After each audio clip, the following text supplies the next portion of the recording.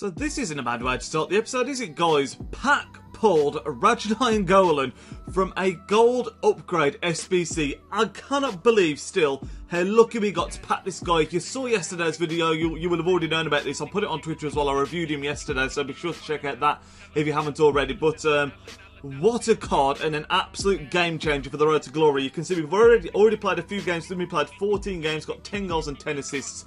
The man is an absolute monster. I thought I've got to kick off the episode there, but there is a lot to go through today, including Elite 1 Squad Battles rewards, which we're going to get to straight away, really. But in fact, before we do get there, I'm going to show you a couple of things. So the reason these two are in a squad together for today's episode is basically after we've opened the Squad Battles rewards today, I want to build two new teams. We've had the Serie A team for a long time, we've had the Bundesliga for a long time, and I want to mix it up a bit. So I want to do a hybrid with Golan and Theo Hernandez's one-to-watch card. Sorry, I want to do a Serie A La Liga. I can't get my words out this morning. I've got a cup of coffee here.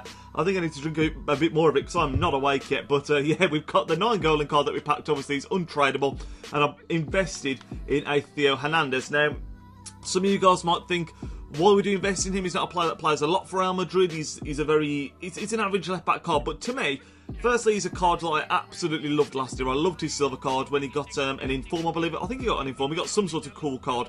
Maybe it was the team of the season that I never got to try, which I was a bit gutted about. But I think for a left-back, you're looking at 84 pace is solid, 74 dribbling's very good for a left-back. Decent, well, 72 defending is okay, and then decent physical at 76. He's 6 foot tall. He's got medium work rates, and his normal card is a non-rare, which puts me off using him. Now, this guy you've seen here, I paid 14,500 coins for, so the very worst case scenario with this card, we can discard him, quick sell him if we wanted to, for 10,000 coins. So the worst case scenario, we're going to lose 4.5k basically, and I think that's worth the risk because A, I'm going to use him a lot, I'm going to use him in this team, and B, on the off chance that he does get an inform, if this guy gets an inform, look how good that card's going to be. You're probably going to be talking 86, 87 pace, maybe near the 80s in the physical, well, probably over 80 in physical, and nearly in the 80s in the defending potentially, and he'll be a lot more expensive than 14,500 coins because he's playing in La Liga. He's got a good nation in the fact that he's French, he's playing for Real Madrid, so I think it's worth the risk, and he's a card that I'm going to use in this team, and I'm going to keep him for the entirety of the year. That's the plan at least anyway. If he gets an inform, I might sell him, I might keep him. I'm tempted to buy two of him, to be honest. So I've got one that I can continually use and one that I can sell if he does get an inform. But the risk really, it's not the money because he's not an expensive player, it's the fact that he doesn't play a lot, and he's pretty unlikely to get an inform because he's a left back obviously. So we'll see how we get on. But that's going to be the first team anyway. We're going to build a team around Rajnai Golan and Theo Hernandez, and then the second team we want to build around, which is a bit more expensive for us really, I'd say, is around Leon Goretzka. Again, a player that you saw us pack in the last episode. Incredible card. Used him for 7 games. He's been a very solid performer. And then Leroy Sané, his card to me this year looks absolutely outrageous. If only he had the 4-star skills. I mean, even without them, he's 6 foot tall. He's got high to medium work rates. He's got the decent weak foot. No, sorry, his weak foot's only 3-star. Not that great really. But 94 pace, 85 dribbling, 77 shooting, 72 physical, 70 passing. That is a fantastic card. But the problem is, he's going for like 35k, which is a lot of coins, especially for an 82 rated left winger. But I think today we might potentially bite the bullet, bring him in, and perhaps try and put together. I want to try and put together a Premier League and Bundesliga hybrid. So they're the two teams that we're going to try and rock with. But we should be looking quite pretty. We did have over 100,000 coins until we spent that on Hernandez. That took us down to 88, but we will get 40k for finishing in Elite 1, which is what we're going to unlock now. I don't know if I'll show you this now, but I actually finished on 73,000 points, I think it was in the end. So we got Elite 1 pretty comfortably, I'd like to think, in Elite Battles. In Squad Battles. So you can see here, 39,800 coins, fantastic, and 2 mega packs. A lot of what we're doing today's video is in terms of building a new squad is going to depend on who we pack as well. But up to 128k, a new high point for the series, is very exciting. Like I say, whatever we build really is dependent on what we get here as well. So hopefully we can get something really good. A one-to-watch card would be absolutely amazing. Already packed Bertrand Traore, of course. But really, minimum requirements here from me. I'm expecting to get at least one board player. If it can be a good player, that'd be an absolute bonus. And if we can get someone like a Goretzka or a Renato Sanchez again, it's sort of not quite a ball player, but worth a lot, that'll be amazing as well. So first one, we get 18 rares, of course. So I'm just praying for a board player at this point. Come on, don't let us down. It is not a board player, that one, I don't think. It's not, that's a bit of a shame. Is it going to be someone that's still worth a few coins? It's a Spanish left back, Monreal. It's not great, is it? Monreal, of course, scored yesterday in the game, Arsenal versus Brighton, and could get an inform, who knows. It's a solid enough looking card. I would say we might use him in our new Premier League team, but we've actually already got a Patrick Van Arnhold who appeals to me a lot more than him. We also get, well, I was going to read off some names here, but we don't get anyone at all that's worth noting, really, I don't think. Is there anyone in the duplicates? We get a few squad fitnesses, which is always nice. It's not a great mega pack, is it? It's not a great mega pack. Let's see what we're going to get from our second one. Hopefully this one can be better. I think it's going to struggle to be worse. Please give us a board player. That's all I'm asking here. Just give us a board player. It's not a board player again, man. That is really, really disappointing. It's got to be said. Spanish again, surely not Monreal again. It's striker. It's Lucas Perez, so 81 rated. So we've got one better than Monreal in this one. It's another Spaniard in Perez. It's not looking good, is it, for the packs here, guys? I don't think we're going to be getting anything worth any coins here. We also get ourselves the Rigoni, Figuli, Malcolm, Rui Diaz, Martinez, Kone. It's not great, is it, guys? It is not great. Pandev, Goran Pandev is a silver these days. Is he worth anything? I mean, he's only got 59 pace, so I doubt it. But I remember when he was a very, very decent player a few years ago. I think about in Serie A, maybe for Inter Milan, I think it could have been. We get a couple of squad fitnesses. We get a marksman card. We get ourselves a Tonelli in there, a duplicate Tonelli. He might be worth a little bit because he's got a very, very nice card. Let's have a look. In fact, Tonelli's looking like he's going to be the player that's worth the most, to be honest. And, oh, wow, okay, even he's worth absolutely nothing. So the rewards there, not great, I think it's fair to say. Let's see what kind of things we can do, though, with the coins that we got and what kind of teams we can build. You might see a transition here because I'm going out quite soon. So we might be transporting to when I'm away from home now and the squads have been built. So, yeah, speak to you in a second.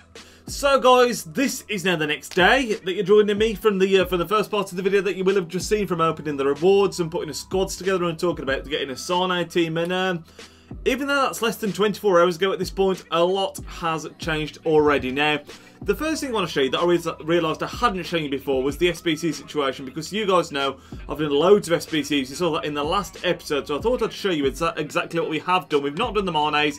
I was tempted to do the lone Mane, but I've not. But when it comes to the non-repeatable ones, we've done pretty much all of them apart from the league ones. So we've done Kickoff, Let's Get Started, Marquee Matchups from last week, which I'm hoping, as you see, there's still be some new ones released tonight that I can do.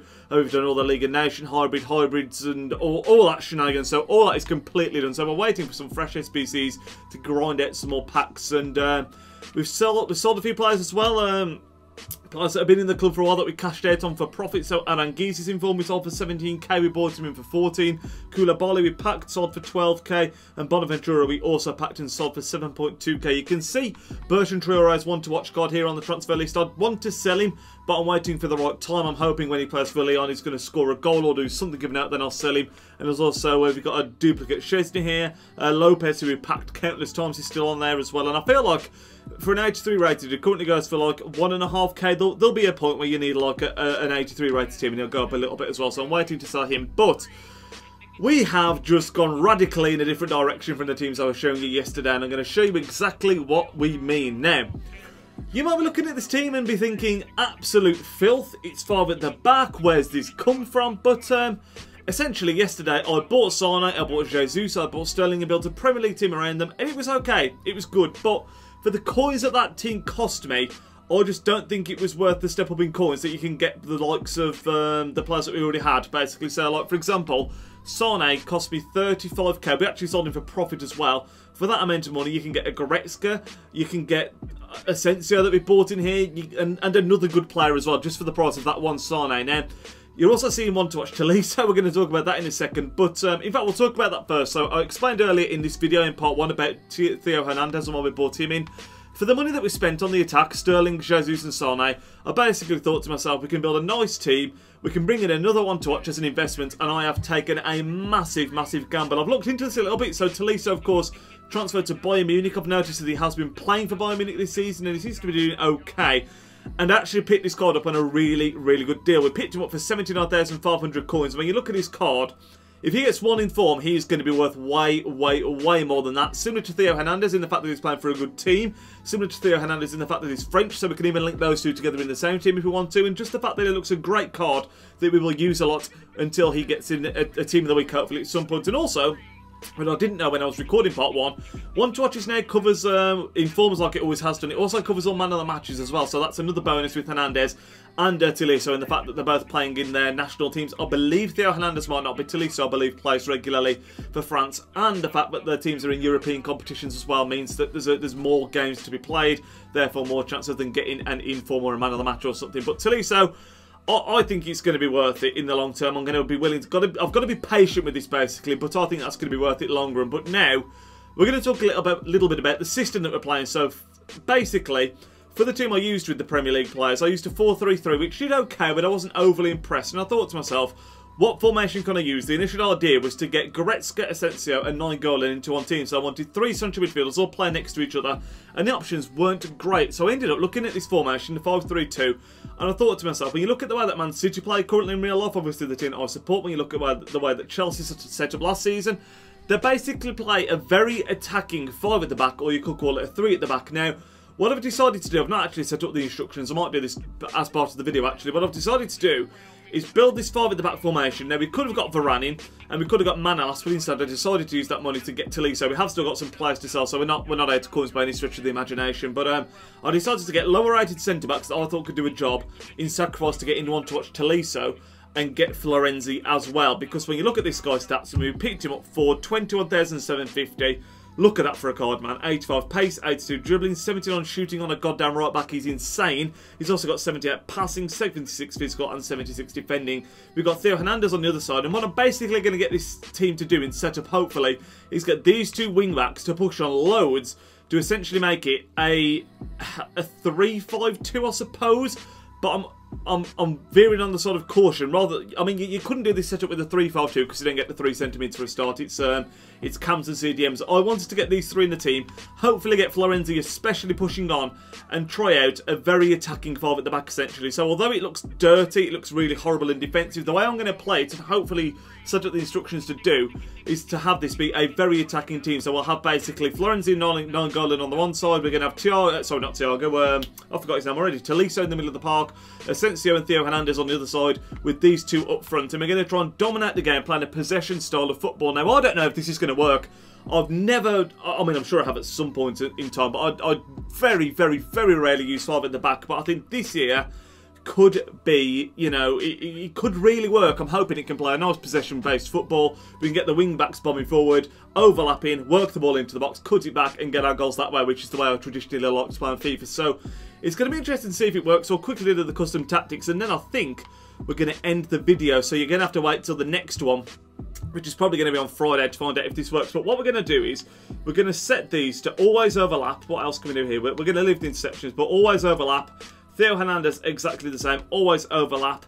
We're going to leave the midfielders as they are, and then we're going to just tell the strikers to stay central and get in behind. I'm also trying for the first time, I've still got to convert him, Kingsley Coman at striker. I loved the wingers up front as strikers last year on FIFA, the likes of Son, Martial, Quadrado were all absolutely exceptional for me at striker. And looking at Coman's stats, I'm hoping he can do that for me this year. He's going to be on 7 chem once we've converted him and played 7 games. He's got decent shooting and finishing for a winger. And also, some people will notice, Werner isn't on 4 chem, but with the manager, he's already on 7. And again, once he's played 10 games, he's going to be on 8. So this is the kind of setup that we're going for. I hope you understand what I'm trying to convey across with a very attacking 5 at the back. If this doesn't work, I'd love to hear suggestions in the comment section down below for a possession branded kind of formation with lots of central mids. I know there's the 4-5-1 with the 3 centre mids in, but that's not a formation that particularly appealed to me. I think with this 5 at the back, we've got width with the wing backs, we've got 2 up front, and we've got a very powerful midfield as well, a very dynamic midfield. So I'm hoping it can work well. But